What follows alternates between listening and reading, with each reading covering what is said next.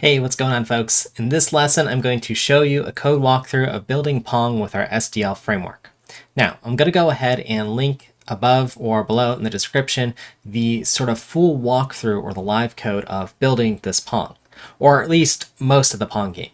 In this lesson, I'm going to show you it's sort of the final iteration that's worked out some of the bugs, and I've restructured the code to just clean things up. So if you want the sort of shortcut version, this is the video for you to watch. Otherwise, if you want to see it built from scratch, hear me talk out the design decisions, and I even show you a design document for how I built Pong, well, that'll be in the video above or below in the description. So with that said, let's go ahead and do a little walkthrough of the Pong game in my SDL framework from this C++ series.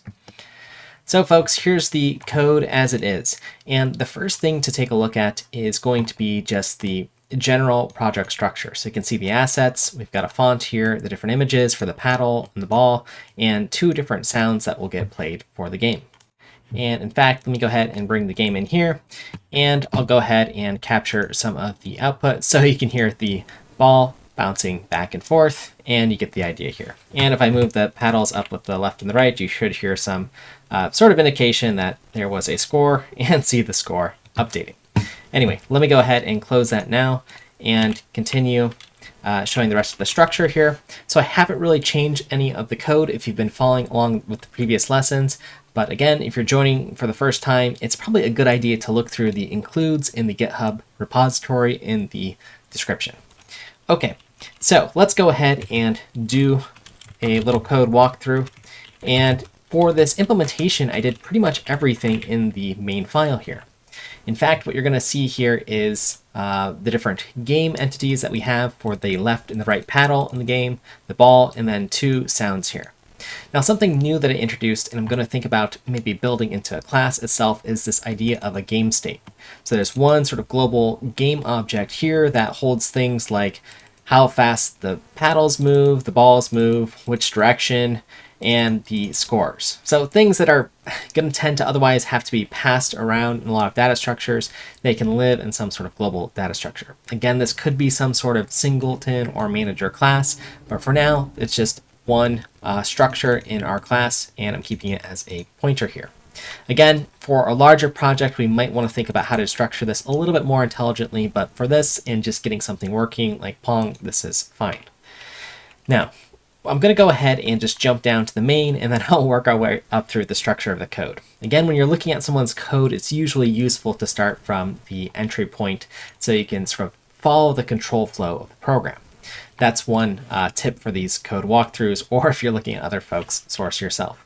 So how this starts off is, again, just setting up our window, the SDL app that we have, and setting the frame rate to 16 milliseconds or 60 frames per second. Then I create each of the entities here, adding a rectangle component, setting the dimensions, adding a collider, and appropriately setting that collider's dimensions as well. And then finally setting the position of the paddle. So then I go ahead and repeat this for the right paddle and the ball as well. So again, this is just a repeat step. Now, looking at this, and one of the things you sort of uncover when you build your own frameworks is you say, well, this is a lot of steps. So something in the future I might think about is just how can I reduce this to the default step of adding a sprite, creating a game object, and the collider all in one step of the same dimension. I think that's probably something that could be a useful helper function, but we'll have to think about the API a little bit more. Then I go ahead and load our sounds here, one collision sound and one for scoring, and set up the default values for the game state. Now, this is where the heart of the program comes together, in the sense that we have our callback functions in our main game loop. Again, a game loop usually consists of the following things where we're handling input, updating, and then finally rendering our objects, those three things. And then, of course, running our game loop forever, and when the game loop terminates, we clean up our application. So let's go ahead and check out the events at the top of our code here so we can see the rest of the Pong game here. So I have a few helper functions. Again, you're going to see me in the full video just write out everything in the event code, but I went back and broke things into smaller functions. Once you get things working, it's nice to, again, make your program as, or rather restructure your program in a way that you have a bunch of small functions that just have a singular purpose, like handling the left paddle movement. So here I get the key state from SDL, grab the position of our paddle, the X and the Y position, and then if the user hits W, the paddle moves up. If they hit S, the paddle moves down. I repeat this again for the right paddle. Again, a function that has one job, just to handle the position of this paddle on the left or the right side. And then in handle events, I just have an event loop here for now, just handling the escape key and then calling our left and right paddle controls so that two folks can play the game. All right, so after we handle the input events, we now need to handle some of the updates. And the updates portion of our code is going to handle things like the ball movement, making sure that the ball is within the actual screen in the game, and what happens if a player scores, for instance. So I have some helper functions for just setting the ball back to the middle of the game. So that's where it should be in the initial state or after a score. And then handling the paddle collision. And basically what I'm checking for here is if the ball is heading towards the paddle. I'll go ahead and draw this out. So in this code, if the ball here, which I'll represent here, and our paddle here, this would be the left side. I'll draw the paddle on the right side, but we're heading in this direction here. Basically within our game screen, and there's a little bit of padding behind the paddle. That's why there's some offsets, and you see some things like greater than or equal to 20. But basically, as long as it hits this point here, or I'm checking against this boundary, and the ball direction, which is -1, which means it's heading this way. +1 means the ball is heading that way. Again, that's part of our game state. And then, of course, I check if there is a collision at this point to determine if the ball will be reflected and which direction here. So there is some code here about the midpoint. Let me actually just highlight it here briefly, which is basically just some logic to say if the ball hits in this region of the paddle, it should reflect down. If it hits in this region of the paddle, it should reflect up. Again, I took a little bit of a shortcut here. We might want to handle colliding in the middle of the paddle so that the ball would head exactly straight out and not in one direction or the other. But for now, this is fine, and that's something that you could implement by having a third condition here. Okay, so that's the idea with the collision for the left side. I do the same thing for the right panel. Again, these are a little bit of magic numbers. 610 is the width subtracted from the height or the width of the paddle. So the width of our window subtracted from the width of the paddle is about 610, is about the right region there. And then I set the position. I do the same thing or something similar, just looking at boundaries of our window. So if the ball is greater than the width and the height of the window, we need to change the direction the ball is moving to make sure it remains within the screen. So that is this code here. And of course, if the ball goes past the actual position of one of the paddles, then the left paddle or the right paddle gets a score for that player.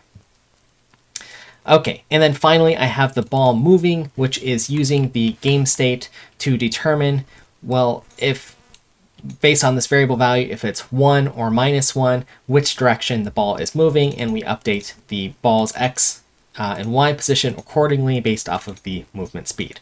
Now this could be where you add a sort of third state if it's 1, say -1 or 0 to have the ball go exactly parallel with the x-axis if you wanted that as another option. Okay, and then finally our handle update function becomes relatively clean, where we just retrieve the ball's position, handle the ball moving, handle any scoring, and then handling the paddle collision. Now I did have to do a little hack again in the video or of the full development that's almost 2 hours long. Our sounds will replay if there are a bunch of collisions that happen at once. So I did a little hack here just to only play our sounds every 1 second at most, just to make sure that we don't have a bunch of sounds that get queued up. So this is something that we could consider fixing in a sound manager that detects if a sound is already playing and then avoid playing it. But for now, I just have this little hack here. All right, then the final part is to handle the rendering.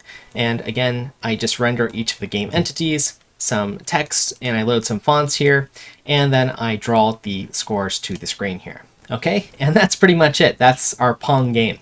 And this is the more polished up code, which I put in the repo. It's about 300 lines or so with our framework. plus the support code, so not too bad overall. Let me go ahead and just run the game one more time just so you can see it in action and hear it working, I guess. And really the cool thing about this, or the takeaway for those who aren't going to watch the full video and sort of uncover my takeaways, is building a game, however simple it is, that has some rules, forces you to, one, test your understanding of SDL and test your abstractions that you build on top of SDL. So with that said, this was a valuable experience. I think it'll be a valuable experience for you if you try to build this from scratch, whether you're using an abstraction or not, and see where there's holes in your APIs, where you can make improvements and how you can make fixes. I know I'm going to be adding some more refactorings in the later video lessons for this series. So if you don't want to miss those refactorings, or if you've enjoyed seeing complete game makes like this from scratch, then please like and comment below, and make sure to subscribe so you don't miss any of those coming updates to the series. Thanks for your time, folks. I hope you enjoyed this video. I hope you'll check out the full version if you want to see how everything was made, and we'll see you super soon next time.